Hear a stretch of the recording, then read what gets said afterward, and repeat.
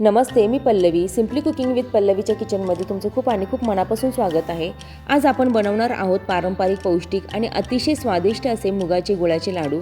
हे लाडू मऊ होण्यासाठी किंवा खमंग होण्यासाठी, तोंडात विरघळण्यासाठी काही गुपित इथे मी तुमच्याबरोबर शेअर करणार आहे, जी अनेक जण सांगत नाही. त्यामुळे व्हिडिओ शेवटपर्यंत नक्की बघा. चला तर मग सुरुवात करूया या रेसिपीला. इथे ना आपल्याला हिरव्या मुगाचे पौष्टिक असे लाडू बनवायचे आहेत. आता ह्या लाडूसाठी ना भरपूर असे ड्रायफ्रूट्स लागत नाही, कुठे काहीच जास्त सामान लागत नाही. मोजके 2 ते 3 सामानात आहेत ना हे लाडू परफेक्ट असे तयार होतात. आता इथे ना त्यासाठी ना मी हिरवे मूग घेतलेले आहेत. आता हे 2 वाटी आहेत. 2 वाटी म्हणजे वजनी प्रमाण 1/2 किलो इतके हे मूग आहेत. हिरवे मूग अख्खे आहेत हे. आणि त्यासाठी आपल्याला 1/2 वाटी हे साजूक तूप लागणार आहे. 1 वाटी हे गूळ लागणार आहे. हे परफेक्ट असं त्याचं माप आहे. तुम्ही कोणत्याही वाटीने मेजरिंग करू शकता. एक भांड फिक्स करायचं आणि त्यानुसारच सगळं आपल्याला एकसारखं असं प्रमाणे घ्यायचं आहे. इथे तर आपण आवडीनुसार आहे ना सीड्स घेतलेले आहेत. हे ऑप्शनल आहेत, घातले तरी चालतात, नाही घातले तरी हे लाडू ना तुपातले छान असे लागतात. इथे मी ना 2 टेबलस्पून इतका हा डिंक घेतलेला आहे. हा आपल्याला तळून त्यात वापरायचा आहे. आणि विलायची पावडर लागणार आहे. चला तर मग आपण रेसिपीला सुरुवात करूया. सगळ्यात आधी आपण आहे ना हिरवे मूग आहेत ना स्लो गॅसवर आहे ना छान असे खरपूस भाजून घ्यायचे. चला तर मग आपण ते भाजूया. सगळ्यात आधी ना आपण हे मूग भाजून घ्यायचे. हे मूग आहेत ना छान अशी मी ना कॉटनच्या क्लॉथने ना पुसून घेतलेले आहेत, कारण त्याच्यावर आहे ना औषध वगैरे लावलेलं असतं, त्याला किडे वगैरे लागू नये म्हणून. तर हे आपल्याला छान असं पुसून घ्यायचे आधी आणि मग हे आपल्याला छान असे खरपूस सुगंध सुटेपर्यंत भाजून घ्यायचे. आपण याला भाजून घेऊया. तुम्ही बघू शकता बारीक गॅसवर मी 5 ते 10 मिनिटात नाही छान असे भाजून घेतलेले आहेत. मी तुम्हाला जवळून दाखवते.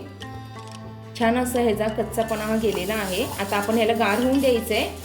आपले मूग आहेत ना हे छान आहेत ना असे तुम्ही बघू शकता कलर बदलेपर्यंत आपण त्याला भाजून घेतलेले आहेत. आता ना आपण आहे ना मूग गार होण्यासाठी ठेवून दिलेले आहेत. मूग गार होईपर्यंत ना आपण इथे आता सीड्स भाजून घेऊयात किंवा तळून घेऊयात. मी ना इथे 1 टेबलस्पून इतकं तूप घातलेलं आहे. आता ना हे सीड्स आपल्याला आहेत ना तळून घ्यायचे आहेत. छान असे ते खरपूस होईपर्यंत तळून घ्यायचे आहेत, म्हणजे ते जेव्हा ताटाखाली येतात ना तेव्हा त्याची ना चवी छान अशी लागते. तुम्ही बघू शकता छान असं ब्राऊन कलर ह्या सीड्सला आलेला आहे. इथे मी मिक्स सीड्स घेतलेले आहेत. पंपकिन सीड्स, वॉटरमेलन सीड्स आणि सनफ्लॉवर सीड्स असे 3 प्रकारचे मी ते सीड्स घेतलेले आहेत.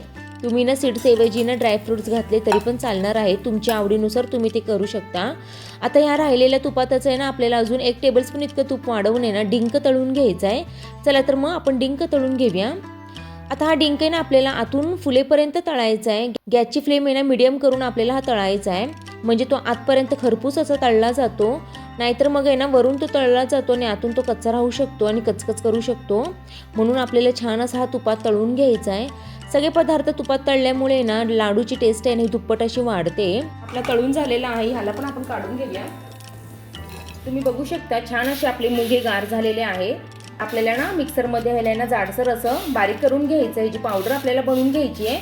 आपण बारीक रवा कसा असतो आपला तसा आपल्याला हे बारीक करून घ्यायचं आहे. चला तर मग आपण ह्याला मिक्सरमध्ये लावून घेऊया. आता माझी विलायची पावडर ही संपली होती, म्हणून मी ह्या मिक्सरमध्ये विलायची पावडर ही बारीक केलेली आहे. भांड न धुता ह्यातच आहे ना मी मूग हे बारीक करून घेणार आहे.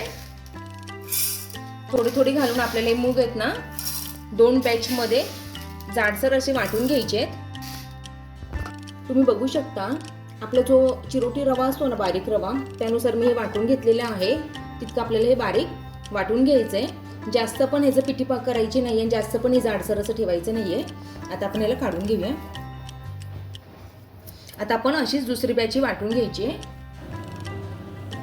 आता नाही ते आपले मूग हे वाटून झालेले आहेत. त्याला ना आता आपण छान असं तुपात आहे ना परतून घ्यायचं आहे. आता हे जे आपण तूप घेतलं होतं ना ते तूप आहे ना आपल्याला ह्यात आहे ना घालून घ्यायचं आहे. हे वाटून घेतलेले मूग घालायचे आहेत आणि छान असे परतून घ्यायचे आपल्याला.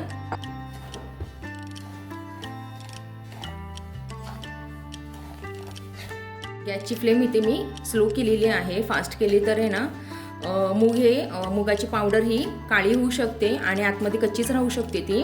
म्हणून आपण जसा रवा भाजतो तसं आपल्याला खमंग असं हे पुन्हा एकदा तुपात छान असं भाजून घ्यायचं आहे. जेवढ्या वेळ आपण हे भाजणार तितकीच हा लाडू हा अतिशय चविष्ट असा हा बनतो. आपण एक 5 मिनिटं ह्याला छान असा सुगंध सुटेपर्यंत भाजून घ्यायचं. हे लाडू ना तुम्ही मुलांच्या टिफिनसाठी किंवा जेवून झाल्यावर स्वीट म्हणून पण खाऊ शकता. अतिशय पौष्टिक आहेत. एकदा तुम्ही नक्की ट्राय करा. आपण जेव्हा हे मूग आहे ना छान असे भाजतो ना तेव्हा त्याचा कच्चापणा निघून जातो आणि पोटाला पण आहेत ना हे लाडू बांधत नाहीत, म्हणून आपल्याला छान असं हे भाजून घ्यायचं असतं. छान असं आता या मिश्रणाला ना तूप ह्याला सुटायला लागलेलं आहे, म्हणजे आपलं छान असं हे परतून झालेलं आहे मिश्रण.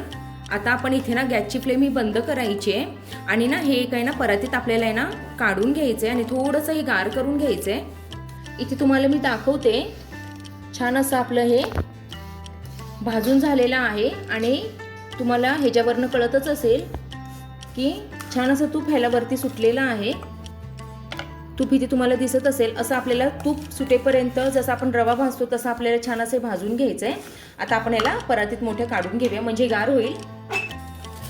आपण याला काढून घ्यायचं आहे. आता ह्याला आपल्याला ना थोडंसं असं कोमट करून घ्यायचं आहे. भरपूर गरम आहे, ह्याला हात लावायचं नाही आत्ताच अजिबात.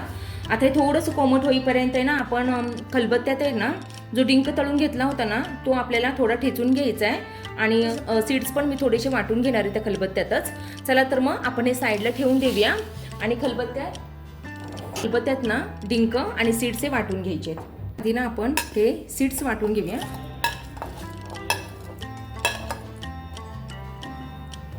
जास्त नाही बारीक आपल्याला ह्याचं कूट करायचं आहे, आबडदोबडच आपल्याला वाटून घ्यायचं आहे. म्हणजे काय होतं ना लाडू खाताना ते आपल्याला छान असे बांधता येतात, वळता येतात म्हणून. हे बघा असं केलं तर हे पटकन असं छान असं आबडदोबड हे वाटलं जात आहे. म्हणजे छान असं आपले भाजले गेलेले आहेत, तुम्ही बघू शकता.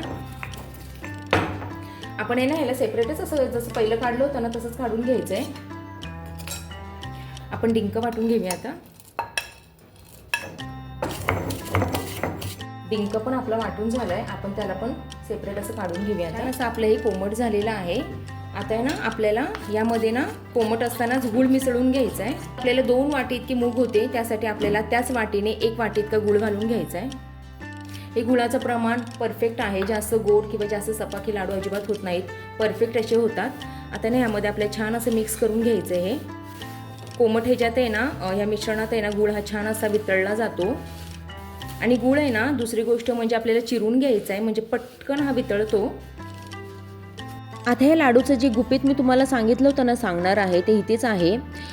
कधी पण आहे ना आपल्याला गूळ आहे ना हे मिश्रण आहे ना कोमट झाल्यावर घालून घ्यायचं आहे. कढईमध्ये जेव्हा आपण हे मिश्रण परततो तेव्हा गूळ घालायचं नाही आहे. तेव्हा जर तुम्ही गूळ घातला ना तर गुळाचा पाक व्हायला तयार होते, तो वितळतो, कडक होतो तो त्या कढईमध्ये आणि लाडू ना जरी बांधताना सोपे वाटले ना तर ते दुसऱ्या दिवशी दगडासारखे असे होतात. आता आपण जे सीड्स आणि डिंक आहेत ना हे भाजून घेतले होते ना त्यात आपल्याला ह्या मिश्रणामध्ये घालून घ्यायचं आहे. आता हे पुन्हा एकदा आपल्याला असा डिंक आहे ना थोडासा असा हाताने चुरून घ्यायचा आहे आणि ह्याच्यात मिक्स करून घ्यायचं आहे. छान असे आपले ना खमंग असे हे लाडू तयार झालेले आहेत. आपल्याला ह्याच्यात विलायची पावडर घालून घ्यायची आहे. ही पण पूर्णपणे ऑप्शनल आहे, पण काय होतं ना छान अशी चव लागते. आणि जरी नाही टाकली ना तरी तुपाच्या चवच ह्याला बास होते, पुरेशी होते. नाही घातली तरी विलायची पावडर तरी पण चालणार आहे. एकदा तुम्ही नक्की ट्राय करा, अतिशय पौष्टिक आहे. मुलांना बिस्किट किंवा चिप्स देण्यापेक्षा हे तुम्ही नक्की ट्राय करू शकता. छान असं आपलं मिश्रण हे एकजीव झालेलं आहे, तर हे आपल्याला छान असं बांधून घ्यायचे. चला तर मग आपण ह्याचे लाडू वळूयात. सहज ह्याचा लाडू हा वळला जातोय. असं आहे ना दाबून दाबून हा लाडू ना बांधायचा. हे बघा हाताला पण तूप सुटतंय. छान असे आपले हे मिश्रण रेडी झालेलं आहे. हिरवा मुगाचे लाडू म्हटले हे लाडू पण छान असे हिरवे दिसत आहेत, कलरमुळे पण मुलं छान असे आवडीने खातात, तुम्ही बघू शकता. आता सगळे लाडू आपल्याला अशा प्रकारे करून घ्यायचे आहेत.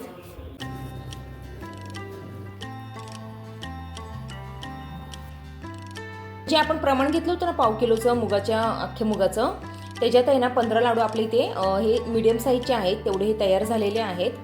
आणि एक तुम्हाला तर मी तोडून दाखवते हा कसा झालाय.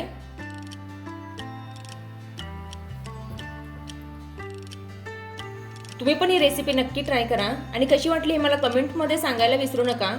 चला तर मग पुन्हा भेटूया अशा एका छानशा आणि नवीन रेसिपीमध्ये. तोपर्यंत बाय.